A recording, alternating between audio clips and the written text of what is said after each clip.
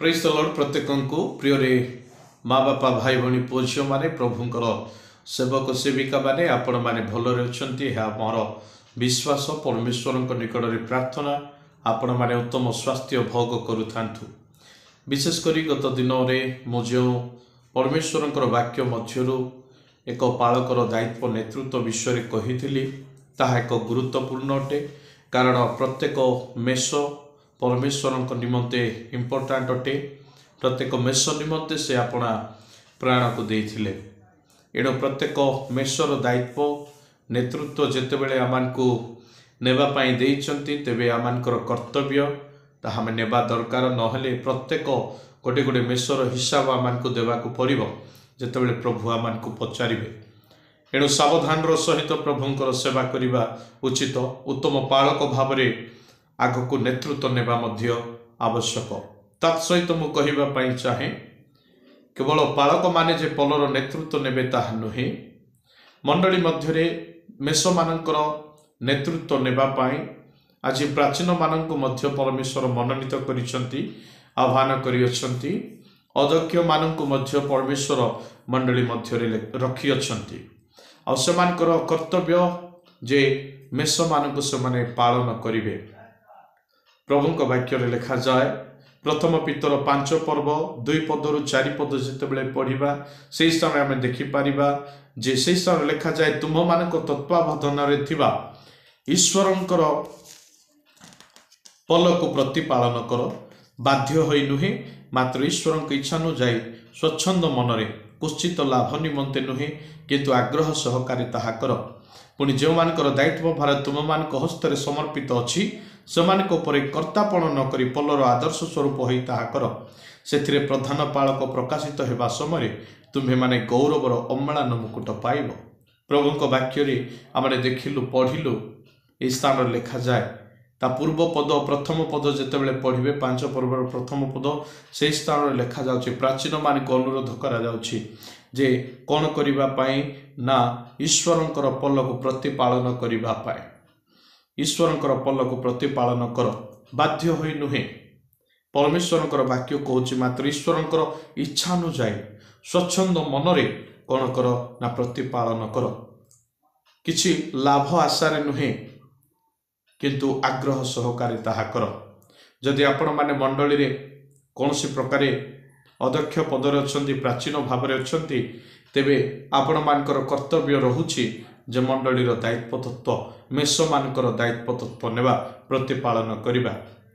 किछि भावंतु नाई जे मु नेबी कि मु दायित्व नेबी कि मु सेई मेष मानंकु पालन करिबी कि। पालक तो करिबो ताहाकु तो प्राप्य दिया जाउछि, दरमा दिया जाउछि, से करिबो एमिति अनेक लोक कहंती। किंतु आपण मानकु जेतेबेले प्रभु मंडली मध्य रखिछंती नेतृत्व देइछंती आपण माने जणे जणे नेता स्वरूप होइछंती, प्राचीन होइछंती, अध्यक्ष होइछंती तेबे आपण मानकर कर्तव्य जे मेष मानकर प्रतिपालन करिबा। परमेश्वरंकर वाक्य रे लेखा होछि ताहा दायित्व भाव जो मानकर दायित्व भार आपण मानक ठारे दिया जाइछि। आउ से मंडली से मेष मानकर दायित्व आपण मानक मध्यरे दिया जाइछि, आपण मानकर हस्तरे समर्पित करा जाइछि। आउ से मानक उपरे कर्तापण न करी पलर आदर्श स्वरूप होई ताहा कर। जदि प्रभु नेतृत्व रखिछंती दायित्व रखिछंती कर्तापण करंतु नाही, आदर्श स्वरूप करिबा पई चेष्टा करंतु। सेथिरे प्रधान पालक प्रकाशित हेबा समय तुम्हें माने गौरवर अम्लान मुकुट पाइब। आपण मानक पई प्रभु रखिछंती मुकुट काहेकि जानिछंती ताहांकर मेष पल को जेते सुंदर आपण माने गठन करिवे सेते सुंदर मुकुट आपण माने पाई पारिबे। तो प्रियरी प्रभुंकर दास दासी सेवक सेविका यह गुरुत्वपूर्ण अटे। प्रेरित पुस्तक रे जेतेबेले पढ़िबे 20 पर्वर 28 पद जेतेबेले से स्थान रे मध्य परमेश्वरंकर वाक्य कोन कुहे ताहा माने देखिबा।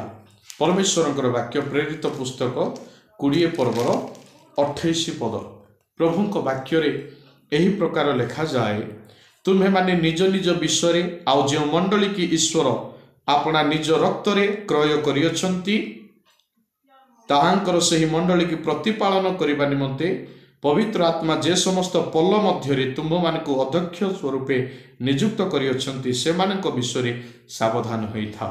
एणु अध्यक्ष पदरे जदि अछंती प्राचीन जदि हेइछंती जहाँ भी हेइ थांतु मंडलीर पदवी थांतु तेबे आपण मानकर कोन ना गोटे सावधान हेबा दरकार। आपण मानकर गोटे दायित्व रही अछि जे पल मध्य आपण मानक अध्यक्ष करी नियुक्त करा जाइछि से मानक विषय सावधान हेबाकु पड़िबो। से मानकर प्रतिपालन करबाकु पड़िबो। से मानक प्रार्थना दरकार। से मानक बाइबल वाक्य दरकार। एणु प्रत्येक समय प्रत्येक मंडली प्रत्येक विश्वासी भाई भौणी मानक घर को पहुँचवाक पड़िबो। प्रार्थना करबाकु पड़िबो। वाक्य पहुँचेबाकु पड़िबो। विलंब करंतु नाही। प्रभु को निमंते सेवा करंतु तेबे अम्लान मुकुट पाइबे नले मुकुट आपण माने पाई पारिबे नाही। तो प्रिय प्रभुंकर दास दासी सेवक सेविका जीशुंक ठारु आमे शिखिबा से होचंती उत्तम मेषपालक। जीशुंक ठारु आमे शिखिबा जहन पुस्तक 10 पर्व 11 पद जेतेबेले आमे पढु से स्थान रे आमे सुंदर भावरे आमे प्रभुंकर से वाक्य को आमे पाई पारु। जहन लिखित सुसमाचार 10 पर्व 11 पद और 15 पद को मु पाठ करिबा पाई चाहे। ए स्थान लिखा जाए प्रभु को वाक्य कहे जहन 10 पर्व 11 पद मु उत्तम मेषपालक मेष गुड़िक निमंते आपना प्राण दिए। गोटे उत्तम मेषपालक मेष पाई प्राण दिए। आउ जीशु मेष मान निमंते आपनार प्राण देले किंतु आपण माने तो प्राण दे पारिबे नहीं किंतु मेष मान को समय दियंतु। आपण मान को देथिबा वाक्य मेष मान को दियंतु। आपण मान को जो पदवी रे प्रभु रखिछंती पल पाई मंडलीर पल पाई सेतिरे दायित्व भाव रे कार्य करंतु। गुरुत्वपूर्ण दियंतु। कामख्याल भावंतु नहीं। जदि एमिति आपण माने मध्य जो माने पदवी अच्छी प्राचीन पदवी अच्छी अध्यक्ष पदवी अच्छी आपण माने भी जदि पलर दायित्व नहीं पारु नाहंती भल रूपे पल को प्रतिपालन करि पारु नाहंती तेबे सावधान। जदि पारु नाहंती छाड़ंतु अन्य लोक माने करिबा पई अछंती। जदि पारुछंती करंतु प्रभुंकर दायित्व को उत्तम रूपे तुलांतु। जेतेबेले 15 पद पढ़ू से स्थान लिखा जाए सेहीपरि मु मो निजर मेष गुड़िक जाने आ मो निजर मेष गुड़िक मते जानती पुणी मेष गुड़िक निमंते मु मो प्राण दिए बोली लिखा जाए। जीशु मेष मानको निमंते आपना प्राण को मध्य से दियंती किंतु जीशु आपण मानकर प्राण को दियंतु बोली मागु नाहंती। समय को दियंतु। आपण मानको जो दायित्व दैछंती ताहा आपण माने तुलांतु। जीशु को विषय जदि आम चिंता करूँ से केते उत्तम थिले। आमे तो मनुष्य किंतु प्रभु जीशु आमन को शिखाउछंती। मार्क लिखित सुसमाचार 6 पर्व 34 पद जेतेबेले आमे पढ़िबा प्रभु को वाक्य आमन को से स्थान रे मध्य गुरुत्वपूर्ण विषय रे आमन को शिक्षा दिए। मार्क लिखित सुसमाचार 6 पर्व 34 पद प्रभु को वाक्य रे ही प्रकार लिखा जाए से नौकारु बाहरी बहु संख्यक लोकों को देखी सेमान को प्रति दयारे विगलित हेले कारण से माने अरक्षक मेष परिथिले पुणी से माने को अनेक विषय शिक्षा देबाकू लागिले। एठी आमाने देखु 5 रोटी 2 माछर आश्चर्य कथा को आमाने स्थान रे देखु। आ जीशु को निकट रे जेतेबेले प्रेरित माने जाउछंती से माने आर पारी को जाउछंती जे स्थान को से माने जाउछंती शिक्षा देबा निमंते जाउ ए स्थान कोन हेउछि ना जेतेबेले परमेश्वरंकर सही वाक्य कहवा पाई ईश्वर राज्य जो वाक्य कहवा जीशु शिष्य माने जाउछंती आ से माने जेतेबेले जाउछंती निर्जन स्थान को जाउ जाउ अनेक कोन करछंती से माने उल्लेउछंती उल्लेला परे कोन हेउछि ना लोक माने कोन करूछंती ना से ताहांक निकट को दौड़ी जाउछंती ताहांक निकट को दौड़ी जाउछंती आ से समय से नौकारु बाहरी बहु संख्यक लोकों को देखी से दयारे विगलित होउछंती। गोटे पालकर हृदय दायित्व सेवक पदरे थिबा प्राचीन पदरे थिबा अध्यक्ष पदरे थिबा सेमानकर हृदय मेष मान को देखी कौन हुए ना दयारे विगलित हुए। एमान को प्रार्थनार आवश्यकता रही अछि। एमान को वाक्यर आवश्यकता रही अछि।